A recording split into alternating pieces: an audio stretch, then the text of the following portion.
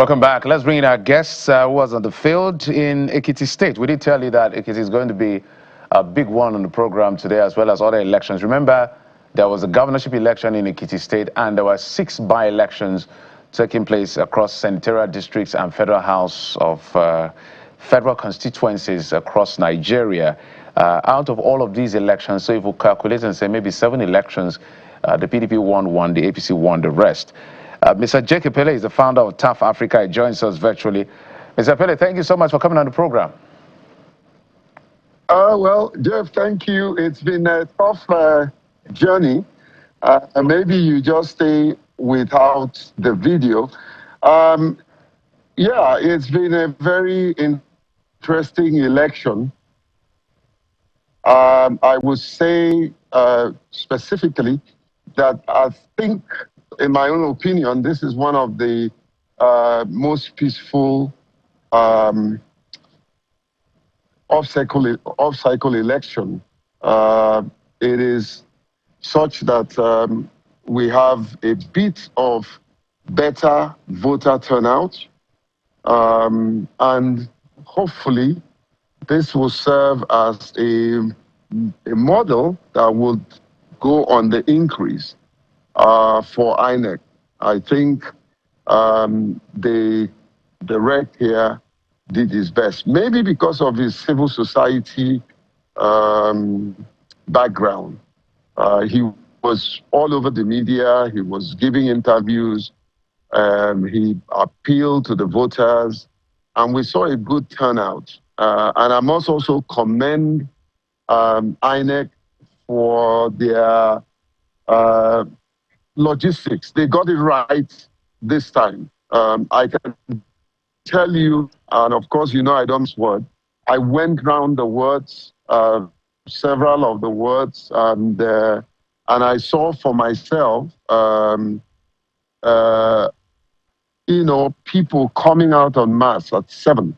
I saw people coming out, queuing to vote and being part of the process. It's very interesting.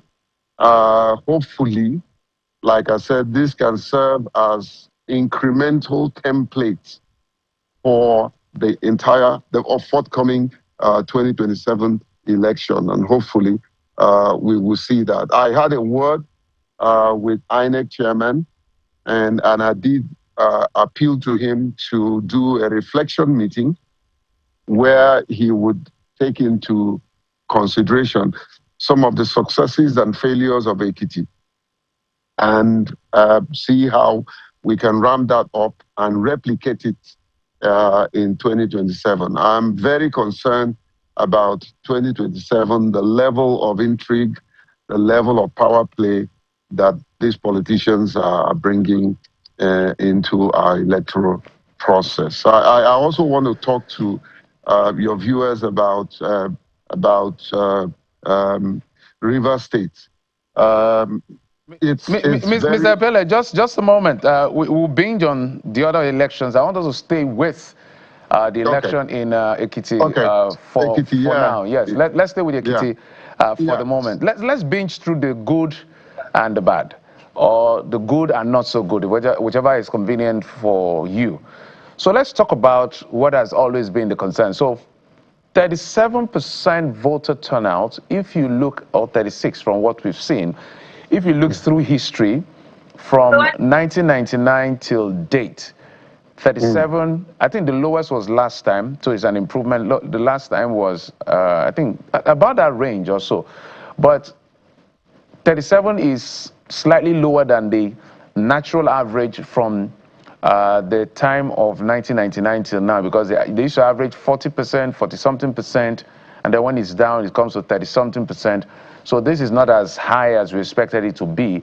Perhaps it's an improvement in your view. We'll look at the data and speak to it much later. But talk to us about the concerns around vote buying.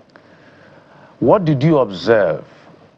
What did you see? And what did your people who were on ground report to you as far as vote buying is concerned? Because there's the economy of the election and economy of mobilization that continues to taint our ability to just make a decision based on conviction rather than being induced. Yeah, Jeff, fantastic analysis. By the way, you guys were just analyzing the situation in the studio as though you are in Ekiti. Listen, vote buying is a menace, is a problem.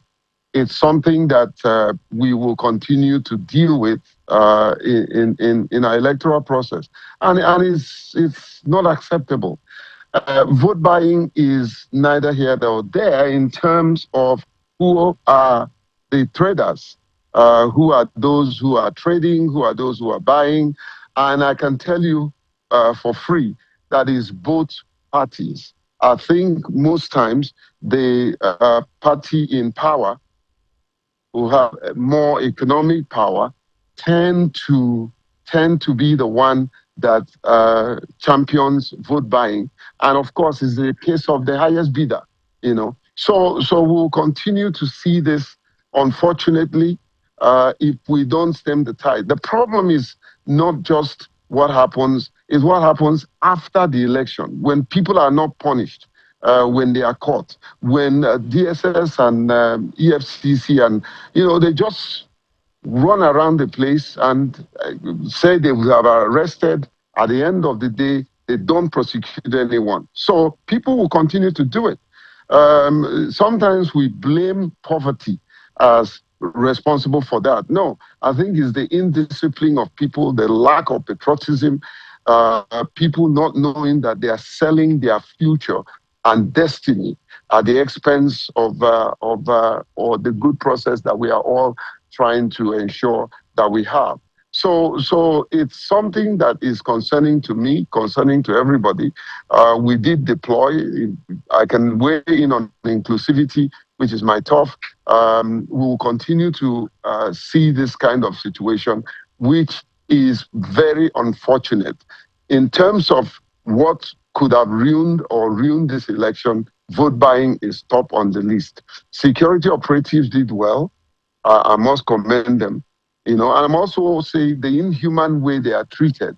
I saw some of them sleeping by the street, some of them, hanging by kiosks, hanging by the kiosk. Yeah. So that shouldn't be the case. And the earlier we trim down the huge security deployment, which of course, in most cases, they don't need. I think also the economy of allowances, which oftentimes the bosses don't release to these individuals who are on the street, is something concerning to me. I don't believe that the number of security operatives that we deploy for election is actually needed. So, Mr. Pele, I believe your organization was represented during the polls as one of the civil society covering the election. So I'd like to ask, did you or your cameras or your representative witness any vote buying situation? And if indeed you did, tell us how widespread it was based on what you heard. And if it was, shall we then say that this election was free and fair if there was widespread vote buying? Yeah, there was actually, and I did see a number of them myself. It happened in my presence. I did see a number of them right before my very eyes. Behind me, there were negotiations of 15,000 naira and 10,000 and 5,000. So it's not perfect from the truth. It's not an alternative truth. It is true that there were issues and incidents of vote buying. There were issues and incidents of vote trading, and it was open. It wasn't something that they were hiding, and the security people looked the other way. So vote buying is one thing that I would say is an issue that gave me a lot of concern for this election. Whether it was free and fair leaves a lot of thoughts in that aspect. I wouldn't describe it as absolutely free and fair, but it's far more better than the likes of Anambra and other off-cycle election. In my opinion, based on 150 observers we deployed, based on the reports that we are getting, generating real time through our technology hub, and of course, other members of the cohort that did observe the election. So I would score it like maybe 30%, 35% free and fair, yes. Now let's get to an area that is within your purview as we continue to review INEC's administration of this particular off-cycle election. There are reports that, INEC did really well in the area of inclusion. Help us understand those elements introduced and what can be retained and what can be improved upon. Well, you can't say, and I'm going to be very honest and straightforward and factual. You cannot score INEC too high in terms of inclusion, because inclusion is holistic. You can't do temporary inclusion and beat your chest to say you've succeeded. Let's take it one after the other. Inclusion requires, the only thing I can score 90% is priority voting. The other things like provision of these resources that is needed for the individuals with disability were not there. There were cases of absence of magnifying glasses for my own community, people with albinism.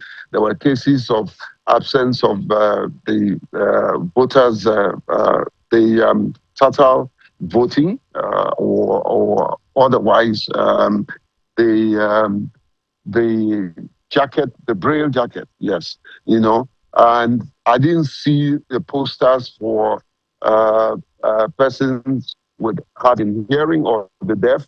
Now, the innovation we introduced as organization, which is the deployment of sign language interpreters for the deaf persons that do not have, persons with deaf that do not have sign language interpreters.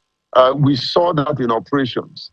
So we saw a couple of people that couldn't afford sign language interpreters. We saw them using our sign language interpreters deployed. So it's something that I want to take up with INEC chairman to ensure that we will have more sign language interpreters deployed, and I think also some of our observers didn't get all the accreditation that we wanted. So they were having issues with security operatives. And I think these are some of the lessons that I'm persuading INEC chairman to tweak and ensure that these issues don't happen, not only in 2027, but every other election, especially Osun. Osun is a very important election, and hopefully we will not have security challenges if we don't stem the tides of all the issues of those who are continuously hitting the system. The rhetorics, that we keep getting from Osun is not good. The optics are not good at all.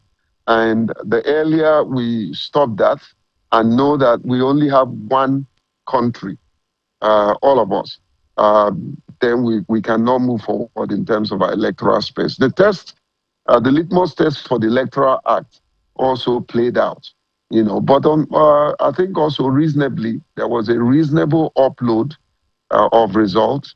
And I want to believe that the candidate who won probably did a very good job other than others. And that brings us to this issue of opposition. When we don't have strong opposition, this is what you get. And so it's important that we focus, the other political parties focus on their strength and put up a good show. All right, Mr. Epele, we'll move on to other elections, but before we leave, because there were other elections that took place, Rivers, Nasarawa, a couple of other states by elections that took place, but As we wind down with the issue around Ekiti, I'm very concerned about voter turnouts. I know that the data available to us, it sits between 36 to 38%. The last election in 2022 was about 36.5%. The previous election was about 40-something%. The one before that was about 50%. So you can see, even if there's an appreciation, maybe an appreciation of less than 3% or 2%, what exactly do we have to do to help our people to come out to cast their ballot? I understand that people are tired, fatigued, they don't trust the system, they don't believe their votes count, but we're in a democracy, and it is only through democratic process that we can change things. But this is not sinking. What do you think can be done? Well, you know, Jeff, this is very vital question. You telepathically mirrored my mind. See, this is my continuous advocacy. First, to INEC.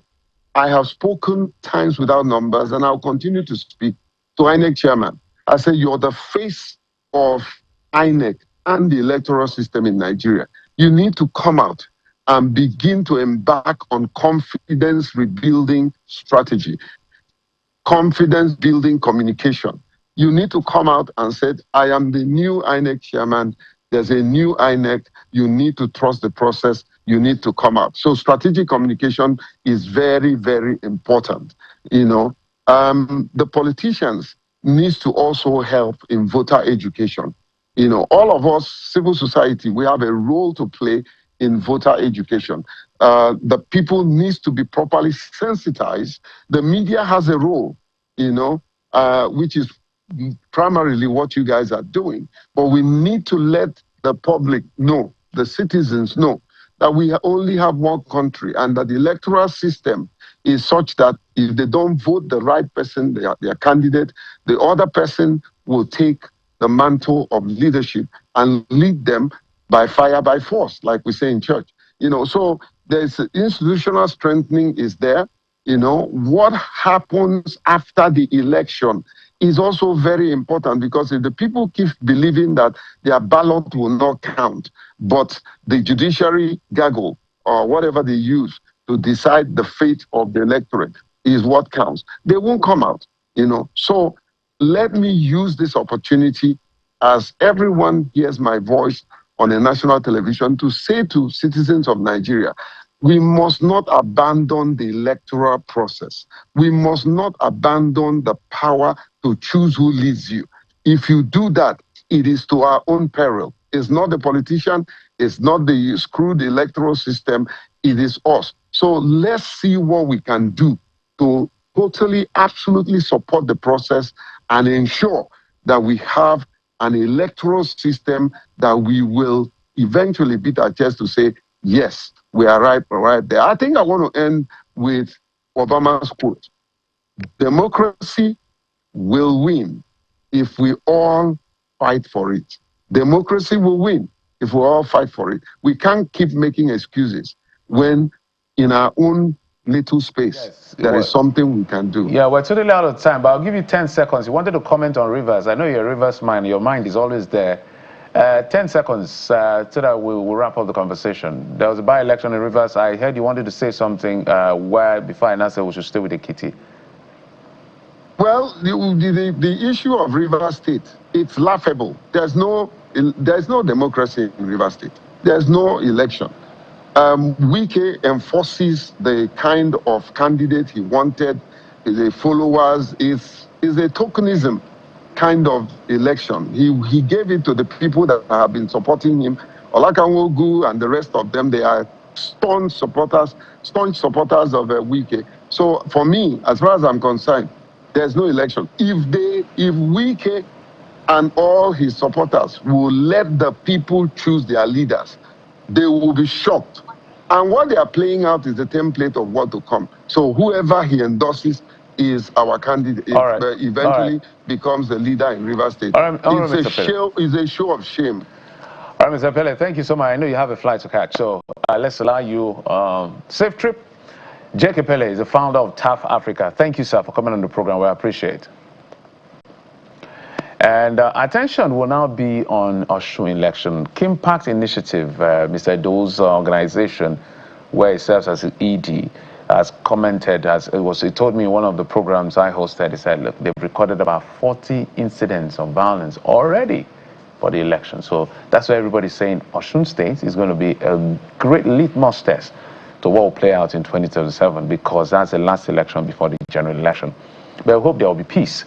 Let's take a break. We'll be back, and when we come back, we'll speak with the PRP candidate who was here a while ago to talk about his plan for the Ekiti people.